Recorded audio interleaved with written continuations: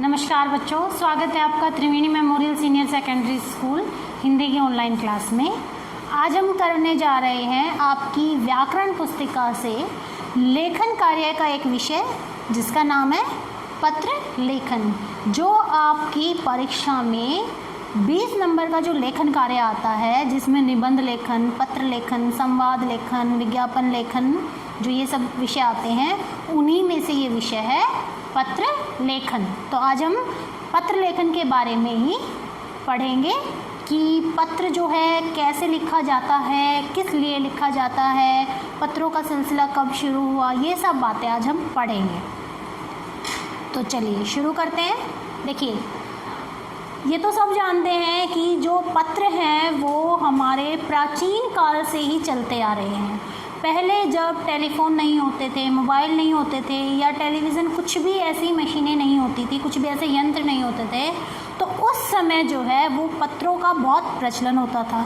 ठीक है, पत्र के द्वारा जो है हम दूर बैठे अपने रिश्तेदारों को, अपने दोस्तों को जो है हम अपने मन के भावों को, विचारों को, अपनी खुशियों को, अपने दुखों को उनके साथ बांटते थे। ठीक है, और उनकी भी इन सभी चीज़ों को सुनते थे, उनके दुख सुख में उनका साथ निभाते थे, क्योंकि एक जगह से दूसरे जगह पे हर किसी का जाना तो संभव नहीं हो पाता था कि इतनी जल्दी जाया जा सके।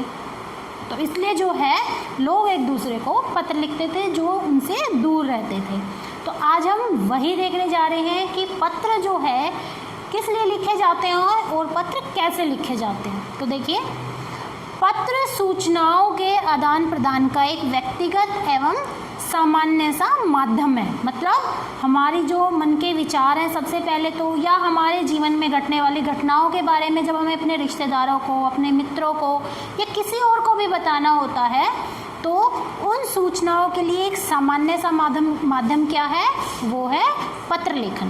पत्र लेखन एक कला है जिसके माध्यम से दूर रहने वाले मित्रों एवं संबंधियों का समाचार प्राप्त किया जा सकता है। देखिए, उन्होंने लिखा ना कि पत्र लेखन एक कला है, तो ये तो आपको पता है कि हर काम करना ही एक कला होती है। ठीक है, कोई भी काम ऐसा नहीं है जो बिना किसी अनुभव के या बिना किसी प्रैक्टिस के किया जा सकता है। तो इस तरह ही पत्र लेखन भी एक कला है। पत्र जो है वो सरल एवं स्पष्ट भाषा में होने चाहिए और इसका भाव बोधगम्य होना चाहिए। मतलब जो हम पत्र लिखते हैं उसकी जो भाषा है वो एकदम से सरल और स्पष्ट होनी चाहिए, ताकि पढ़ने वाले को उस भाषा के वो पत्र पढ़कर हमारे विचार जो हैं पूर्ण रूप से समझ आ जाए। उनकी भाषा ऐसी अटपटी नहीं होनी चाहिए कि उन्हें समझ ही ना आए कि हमने पत्र क्या लिखा हुआ है। देखिए, आज के समय में तो क्या है, टेलीफोन है, मोबाइल फ़ोन है, कि हम फ़ोन करके पूछ भी सकते हैं कि इसमें क्या लिखा हुआ है। लेकिन अगर पत्र जो हैं उस समय से चले आ रहे हैं जब ये माध्यम नहीं हुआ करते थे, तो इसीलिए कहते हैं कि पत्रों की भाषा जो है वो सरल होनी चाहिए और स्पष्ट होनी चाहिए, ताकि पढ़ने वाले को कोई भी परेशानी ना हो उसे समझने में। देखिए, सबसे पहले देखते हैं हम पत्र के प्रकार। पत्र कितने प्रकार के होते हैं? पत्र होते हैं 2 प्रकार के, औपचारिक और अनौपचारिक। देखिए, सबसे पहले आता है आपका औपचारिक पत्र। औपचारिक पत्र को हम ऑफिशियल बोल सकते हैं। ठीक है, मतलब औपचारिक पत्र हम उन्हें लिखते हैं जिनसे हमारा कोई संबंध नहीं होता है, जो हमारे मित्र या सगे संबंधी नहीं होते हैं या जिन्हें हम नहीं जानते हैं, तो वहाँ हम औपचारिक पत्र लिखते हैं। जैसे देखो, स्कूल के प्रधानाध्यापक को पत्र लिखना है, ठीक है, किसी अखबार के संपादक को पत्र लिखना है, तो इस तरह से, या किसी सरकारी कार्यालय के संपादक को लिखते हैं। ठीक है, तो इस तरह के जो पत्र होते हैं वो सभी पत्र औपचारिक में आते हैं। देखिए, सबसे पहले औपचारिक पत्र देखो, यह पत्र उन लोगों को लिखा जाता है जिनके साथ हमारा निजी संबंध नहीं होता है। निजी संबंध मतलब जैसे मित्र और सगे संबंधी होते हैं, अपने भाई होते हैं, परिवार के सदस्य होते हैं, वैसा संबंध उन लोगों के साथ नहीं होता। देखो, प्रधानाध्यापक है, हम उनको जानते हैं, लेकिन उनके साथ हमारा ऐसा संबंध नहीं होता है ना जैसे हमारा अपने भाई बहनों या माता पिता के साथ होता है। तो जिनके साथ हमारा निजी संबंध नहीं होता है वहाँ पर ये पत्र लिखे जाते हैं। औपचारिक पत्र व्यक्तिगत रूप से संबंधित ना होकर सिर्फ कामकाज से संबंधित होता है। मतलब औपचारिक पत्रों में हम वही पत्र लिखते हैं जो सिर्फ हमारे काम से संबंधित होते हैं। इसमें हम खाली अपने विचारों को या अपने सुख दुख की घटनाओं को नहीं लिखा जाता है। ये पत्र वो होते हैं जो हमारे काम से संबंधित होते हैं। पत्र लिखते समय इसमें सूचना और तथ्य का ही ध्यान दिया जाता है। मतलब इसमें हम अपने मन से कोई भी ज़्यादा बातें नहीं लिख सकते हैं, ठीक है। इसमें हमें सिर्फ वही बातें लिखनी होती हैं जो हमारे काम से संबंधित होती है। सिर्फ वही बातें, वही चीज़ें हम इन पत्र में लिखते हैं। तो ये होते हैं हमारे औपचारिक पत्र, ठीक है। औपचारिक पत्र जो सिर्फ हमारे काम से संबंधित होते हैं। दूसरा है अनौपचारिक। देखिए, अनौपचारिक पत्र, यह पत्र उन लोगों को लिखा जाता है जिसके साथ हमारा निजी संबंध होता है। तो औपचारिक पत्र माता पिता, भाई बहन, मित्र आदि को लिखा जाता है। देखिए, अब औपचारिक जो था वो काम से संबंधित था, लेकिन अनौपचारिक पत्र जो है वो होते हैं जिनके साथ हमारा निजी संबंध होता है। मतलब जो हमारे रिश्तेदार, हमारे मित्र, हमारे भाई बहन जो हमसे थोड़ा सा दूर रहते हैं लेकिन हमारे ही परिवार के सदस्य हैं, उनको हम ऐसे पत्र लिखते हैं तो वो आते हैं आपके अनौपचारिक पत्र में, ठीक है। इन सब में हम किस किस को पत्र लिख सकते हैं। देखिए, अगर हमें अपने जन्मदिन पर अपने मित्र को बुलाना हो तो हम अनौपचारिक पत्र लिख सकते हैं। अगर हम हॉस्टल में रहते हैं तो हम हॉस्टल से रहते हुए अपने माता पिता को या अपने भाई को, बहन को पत्र लिख सकते हैं। यदि हमारा कोई छोटा या भाई बहन हॉस्टल में रहता है या कहीं दूर गया हुआ है तो हम उससे पत्र पूछकर उसकी खैरियत पूछ सकते हैं। तो इस तरह के जो पत्र हैं वो सभी आते हैं आपके अनौपचारिक पत्र में। तो ये थे आपके पत्र के प्रकार, औपचारिक और अनौपचारिक। औपचारिक कामकाज से संबंधित और अनौपचारिक अपने व्यक्तिगत विचारों को दूसरों तक भेजने से संबंधित। चलिए, फिर आती है पत्र की विशेषता कि पत्र लिखते समय उसमें क्या क्या बातें विशेष होनी चाहिए। सबसे पहला, पत्र की भाषा सरल होनी चाहिए। मैंने पहले भी आपको बताया था कि पत्र की भाषा ऐसी होनी चाहिए जिससे वो सबको समझ आ जाए। विचारों की स्पष्टता होनी चाहिए। जो भी विचार हम पत्र में लिख रहे हैं, चाहे वो औपचारिक पत्र हो चाहे वो अनौपचारिक पत्र हो, विचार जो भी हम उसमें बातें लिख रहे हैं वो पूर्ण रूप से स्पष्ट होनी चाहिए। उनमें किसी भी तरह का मतलब कोई ऐसी बात नहीं होनी चाहिए कि दूसरा व्यक्ति समझ ही ना सके उसका अर्थ। प्रारूप के अनुसार लिखा होना चाहिए। प्रारूप क्या होता है कि पत्र लिखने का एक प्रारूप, एक पूरा तरीका होता है कि कैसे कैसे कहाँ पर क्या चीज़ें लिखी जाती हैं। कि ऊपर जो अपना पता लिखा जाता है, नाम लिखा जाता है, ठीक है, दिनांक लिखी जाती है, जिसको हम पत्र लिख रहे हैं उसको संबोधित करने के लिए शब्द लिखे जाते हैं। तो ये सब जो होता है ना, पत्र का एक प्रारूप होता है। तो वो कह रहे हैं कि पत्र जो है हमेशा प्रारूप के अनुसार होना चाहिए। ऐसा नहीं है कि कहीं भी आपने कुछ भी लिख दिया है, उस पत्र का कोई मतलब नहीं होता है। अगला है, पत्र में जितनी स्वाभाविकता होगी पत्र उतना ही प्रभावशाली होगा। मतलब स्वाभाविकता जितनी भी पत्र जो है सच्चाई पर होगा, बेस होगा उसका, वो पत्र उतना ही जो है प्रभावशाली होगा। मतलब पत्र की जो बातें हैं वो पूर्ण रूप से स्वाभाविक होनी चाहिए। देखिए, आगे है, पत्र लिखते समय हमें जो है कुछ बातों का ध्यान रखना चाहिए। कौन कौन सी बातें? सबसे पहले, जिसके लिए पत्र लिखा जाए उसके लिए पद के अनुसार शिष्टापूर्ण शब्दों का प्रयोग करना चाहिए। देखिए, हम जिसको भी पत्र लिखते हैं, अगर हम अपने से बड़ों को पत्र लिखते हैं या हम किसी कामकाज से संबंधित, कार्यालय से संबंधित पत्र लिखते हैं, तो हमें उनके लिए आदरपूर्वक शब्दों का प्रयोग करना चाहिए। और अगर हम किसी अपने से छोटे को या अपने मित्र को पत्र लिखते हैं तो उसके लिए हमें प्रेम से भरे हुए शब्दों का प्रयोग करना चाहिए। पत्र में हृदय के भाव स्पष्ट रूप से व्यक्त होने चाहिए। मतलब पत्र में जो बातें हम लिखते हैं ना, उससे दूसरों को जो है हमारे मन की फीलिंग साफ साफ समझ आ जानी चाहिए। पत्र की भाषा सरल एवं शिष्ट होनी चाहिए। भाषा सरल होनी चाहिए। पत्र में बेकार की बातें नहीं लिखनी चाहिए, उसमें केवल मुख्य विषय के बारे में ही लिखना चाहिए। तो पत्र में मैंने आपको बताया है कि जब हम पत्र लिखें तो ध्यान रखें सिर्फ और सिर्फ उसमें जिस विषय पर हम पत्र लिख रहे हैं उसी से संबंधित मेन मुख्य बातें लिखनी होती हैं। इधर उधर की कोई भी बातें नहीं लिखनी होती हैं। पत्र पत्र में आशय व्यक्त करने के लिए छोटे वाक्यों का प्रयोग करना चाहिए। ज़्यादा लंबे वाक्य अगर हम पत्र में लिखेंगे तो उनका अर्थ जो है वो सही से समझ नहीं आता है। पत्र लिखने के पश्चात उसे एक बार अवश्य पढ़ना चाहिए। कोई भी, देखिए ये चीज़ तो हर काम पर होती है कि कोई भी काम करने के बाद उसे एक बार अवश्य दोबारा ध्यान से दोहराएं, ताकि अगर उसमें कोई गलती हो तो वो ठीक हो जाए। पत्र प्राप्तकर्ता की आयु, संबंध, योग्यता आदि को ध्यान में रखते हुए भाषा का प्रयोग करना चाहिए। देखिए कुछ व्यक्ति होते हैं जो कम पढ़े लिखे होते हैं, तो उनके लिए हमें उस तरह की भाषा का प्रयोग करना चाहिए जो वो समझ सके, ठीक है। तो इसलिए हमें उनकी आयु, उनसे संबंध और उनकी योग्यता के अनुसार पत्र लिखना चाहिए। अनावश्यक विस्तार से बचना चाहिए। पत्र जब हम लिखते हैं तो ध्यान रखें कि हम अपनी बातों में इतना मग्न ना हो जाएं लिखते लिखते कि हमें पता ही ना चले कि पत्र कितना लंबा हो गया है। नहीं, हमें अनावश्यक विस्तार मतलब बहुत ज़्यादा विस्तार पूर्वक पत्र नहीं लिखना होता है, बातों को संक्षिप्त करके ही पत्र लिखना चाहिए। पत्र में लिखी हुई वर्तनी शुद्ध और लेख स्वच्छ होने चाहिए, मतलब शुद्ध भाषा का प्रयोग करना चाहिए। और पत्र में जो लिखाई लिखनी चाहिए वो साफ और अच्छी होनी चाहिए। पत्र प्रेषक मतलब भेजने वाला तथा प्राप्त करने वाले का नाम पता जो है वो स्पष्ट रूप से होना चाहिए, क्योंकि अगर वही गलत होगा तो आपका पत्र पता नहीं कहाँ पहुँच जाएगा।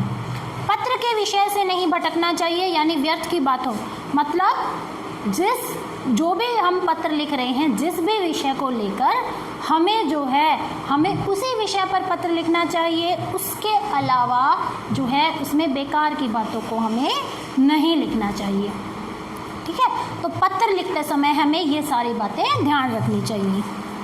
देखिए पत्र मुख्यतः 4 तरह के होते हैं। देखिए मैंने आपको बताया था ना कि पत्र के 2 प्रकार होते हैं, औपचारिक और अनौपचारिक।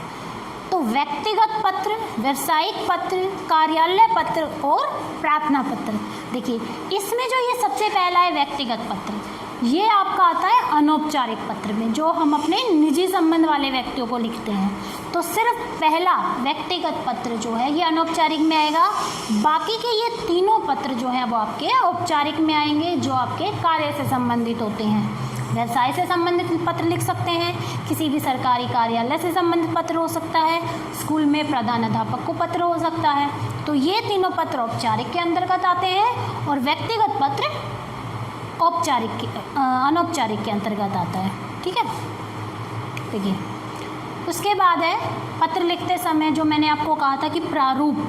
देखिए किसी भी पत्र के 7 अंग होते हैं। सबसे पहले स्थान एवं तिथि, कि पत्र में ये अपना पता जरूर लिखना चाहिए। तिथि कौन सी है, प्रशस्ति और संबोधन, जिसको हम पत्र लिख रहे हैं उसको हम किन शब्दों से संबोधित कर रहे हैं वो लिखना चाहिए।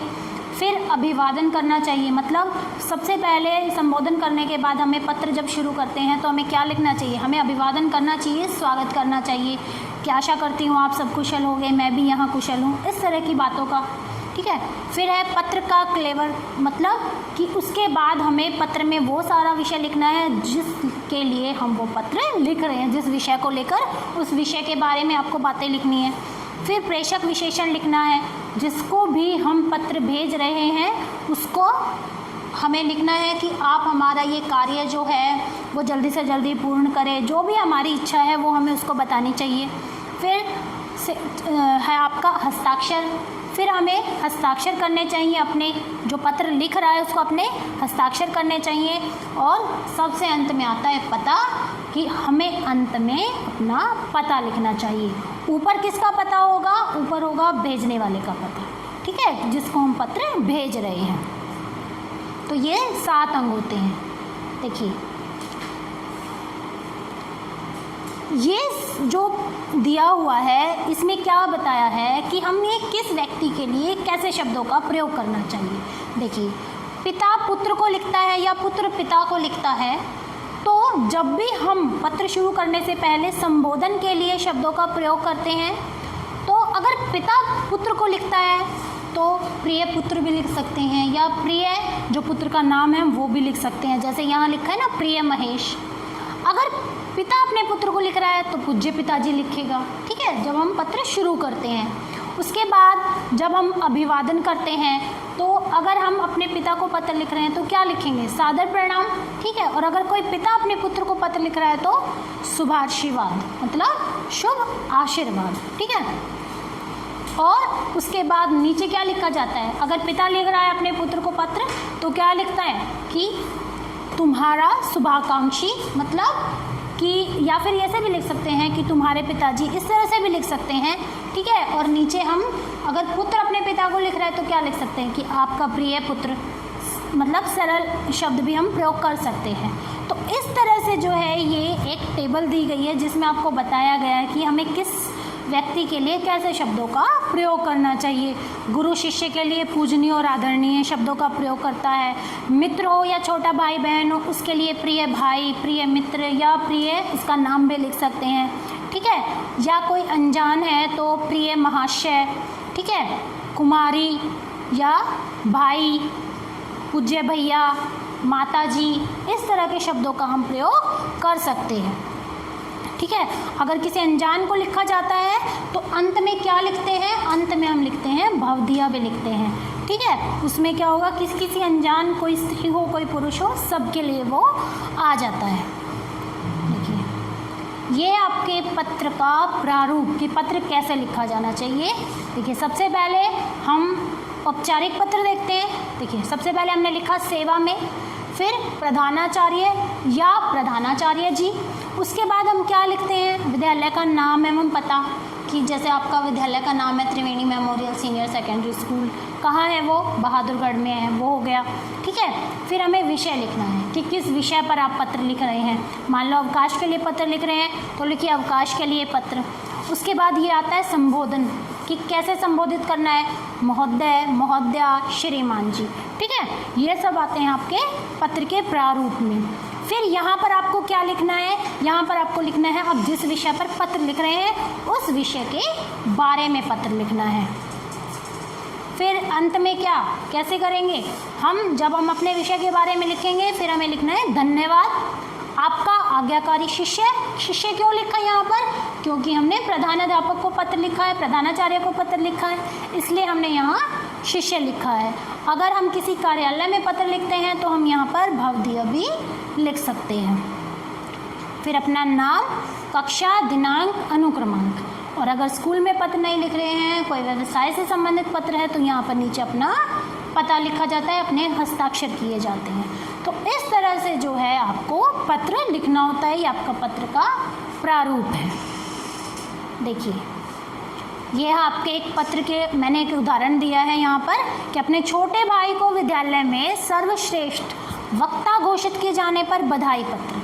मतलब वक्ता क्या होता है? बोलने वाला। कि आपका छोटा भाई जो है वो विद्यालय में सबसे अच्छा बोलने वाला जो है उसको घोषित किया है, सबसे अच्छा वक्ता घोषित किया है, तो उसके लिए जो है आपको बधाई पत्र लिखना है, ठीक है। तो सबसे पहले क्या लिखा आपने? यहाँ पता लिखा अपना, दिनांक। अब आपका छोटा भाई है तो आप प्रिय भाई भी लिख सकते हैं, प्रिय अंकित भी लिख सकते हैं, ठीक है। सदा खुश रहो। ऐसे ही फिर आपको अपने विषय के बारे में लिखना है कि तुम्हारा पत्र मिला, तुम्हें अपने विद्यालय में सर्वश्रेष्ठ वक्ता घोषित किया गया है, यह समाचार पढ़कर मेरी खुशी का ठिकाना नहीं रहा, शाबाश, मुझे तुमसे यही आशा थी। तो आप इस तरह से जो है ये सारी बातें आप उसके विषय के अंतर्गत लिखेंगे। और लास्ट में क्या लिखोगे? तुम्हारा अग्रज, अग्रज मतलब बड़े भाई को बोलते हैं, ठीक है। और नीचे अपना नाम या फिर तुम्हारा भाई भी लिख सकते हैं यहाँ पर। अगर आपको अग्रज नहीं लिखना है तो तुम्हारा भाई लिख सकते हैं और नीचे अपना नाम लिख सकते हैं। तो यहाँ पर आपका ये पत्र लेखन का पूरा विषय अब समाप्त होता है। आशा करती हूँ कि आपको इस वीडियो के द्वारा जो है पत्र लेखन में क्या क्या विषय होना चाहिए, कैसे लिखना है, क्या क्या बातें ध्यान रखनी है, कैसा उसका प्रारूप होना चाहिए, ये सब बातें जो हैं आपको यहाँ समझ आ गई होंगी। धन्यवाद।